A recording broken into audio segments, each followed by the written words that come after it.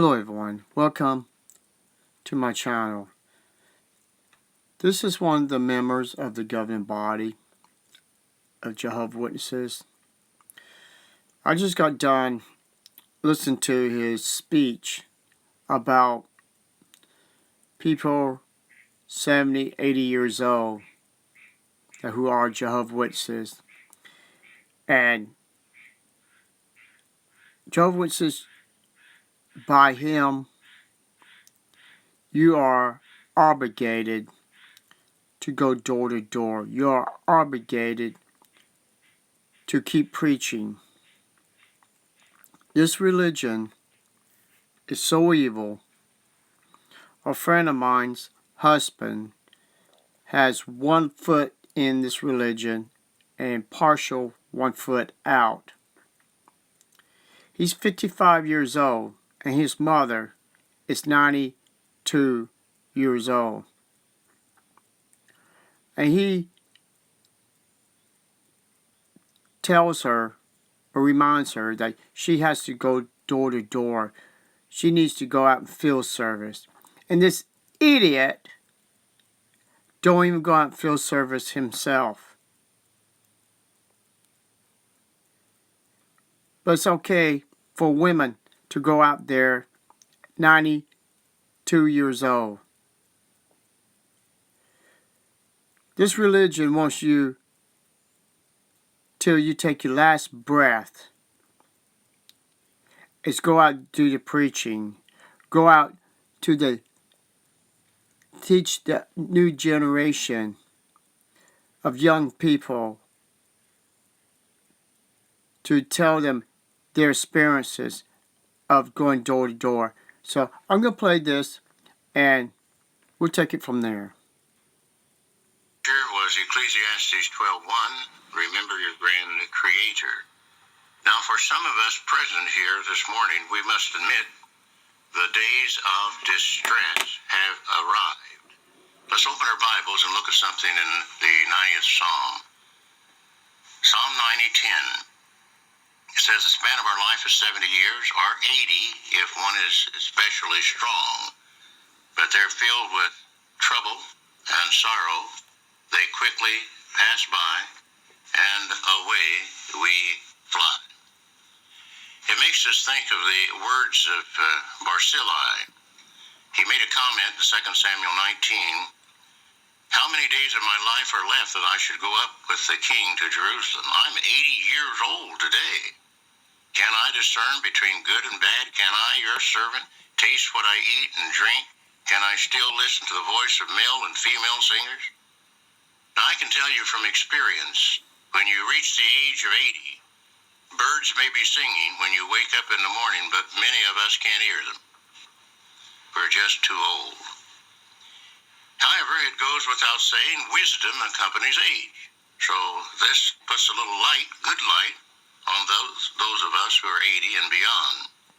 In fact, the Bible says gray hair is a crown of beauty when it is found in the way of righteousness. Now, there are many scriptures, in the Hebrew scriptures especially, that shed the light on older people in a very favorable way. One says, before gray hair you should rise up, and you must show honor to an older man, and of course we can include woman, and you must be in fear of your God. I am Jehovah. Jehovah does not leave us when we get old. Neither does he forget what we did when we were young and healthy. It made me think of a situation that happened in my life when I was a young boy. My father told me to take our 2 mules, Jim and old Jack, to the creek so they could drink some water. Later, my father asked me if I watered the mules. I told him, yes, I took Jim down there and gave him some water. I didn't bother old Jack. Old Jack hadn't done anything all day long, just stay in the barn. My father said, I want you to go back and get old Jack and take him down and let him drink some water, just like you did Jim.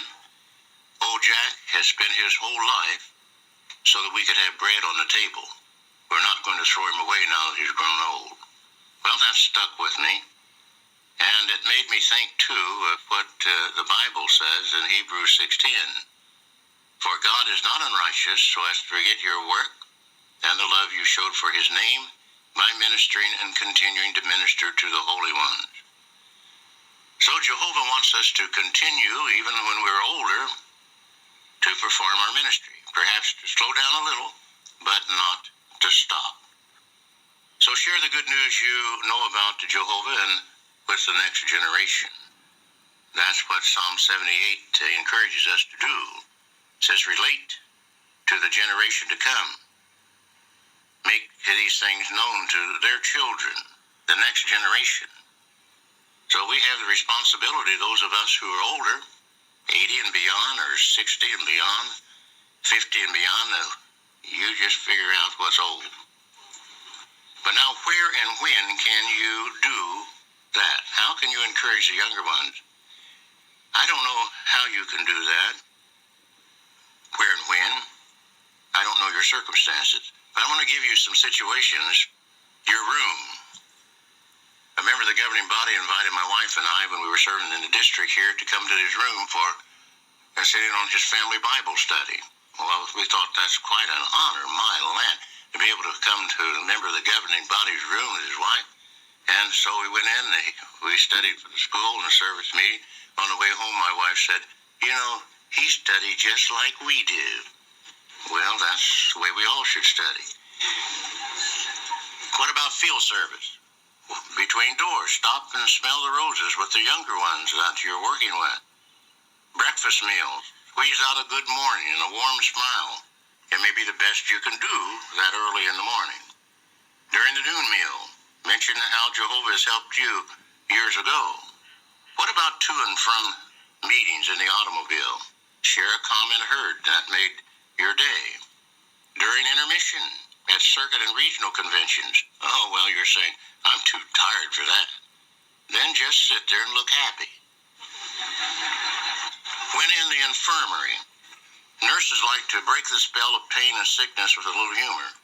Show them your picture that was taken on your wedding day 60 years ago. They will not believe it's you and will talk about it when you leave. Older ones don't concentrate on what you no longer are able to do. Give what you're able to give. Give it joyfully. Share what you still have with the next generation. It will encourage them and definitely please Jehovah. Now, what about you younger ones? Well, the Bible tells you to remember your Creator in the days of your young manhood or your young womanhood, before the calamitous days or the days of distress arrive. And they're going to come, and they're going to hit you like a ton of bricks. And there's nothing that you will be able to do to prevent that from happening. It's just part of being in this wicked world and being filled with sin. So Jehovah knows, though, what we have to give, and he doesn't expect us to give any more than we have. So do your best. Continue working hard in kingdom service. Give your youth and vitality to Jehovah. So you get the point. They do not want to lose any members. It doesn't matter how old you are. They want you to dedicate your lives to a false god, to a false organization, false religion, and what we call a dangerous cult.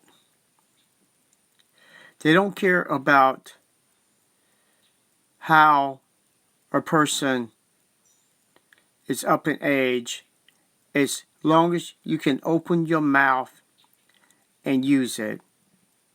I seen a picture of a sister, had no arms, no legs. She was by a cart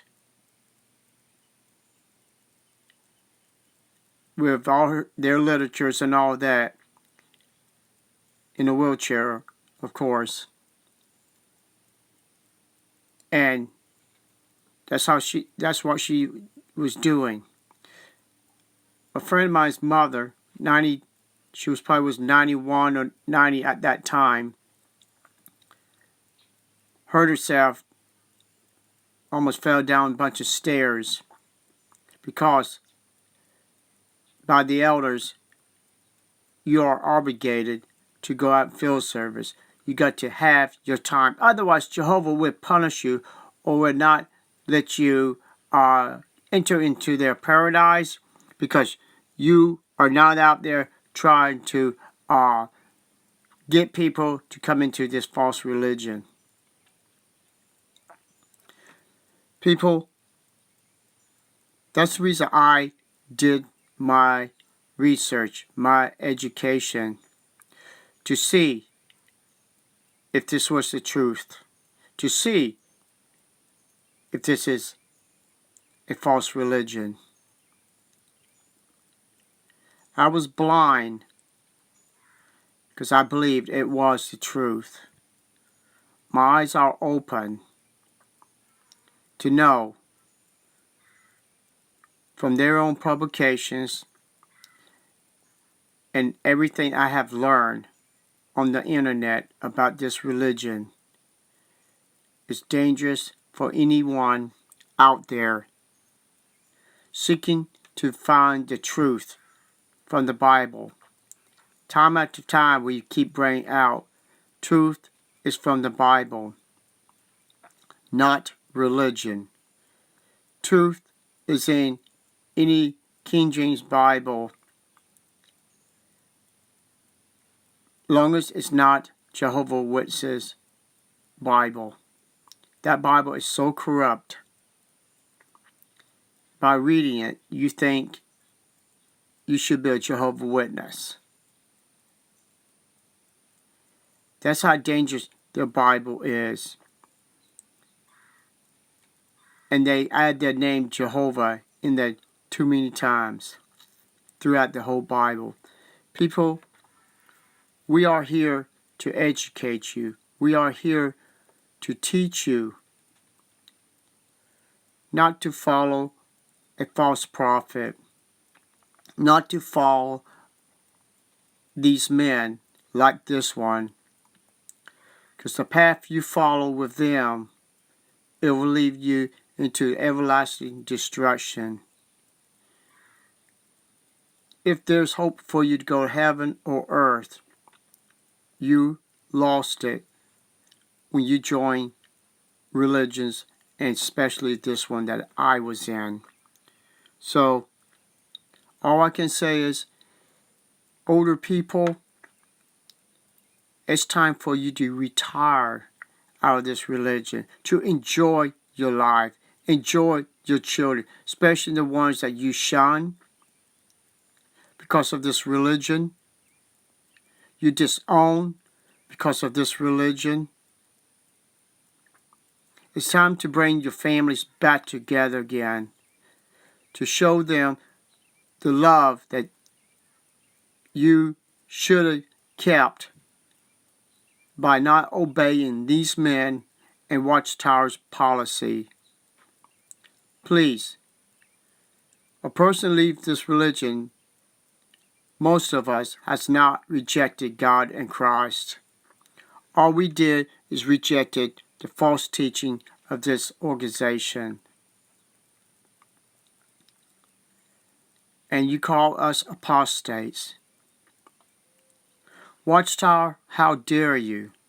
You are the true apostate. Judge Rutherford changed the teachings from the Bible students to the new teachings now. And the Bible students movement is still around. Bible students still teaching the same teachings of Charles T. Russell. So who is the true apostate? The ones who left the religion, or you abandoned your teachings and form a new religion, new teachings, especially the blood doctrine, that the Bible students, when I called the Bible students, one man told me that if he was bleeding or his family, they would receive blood if needed. You force your people in your religion Jehovah's Witnesses to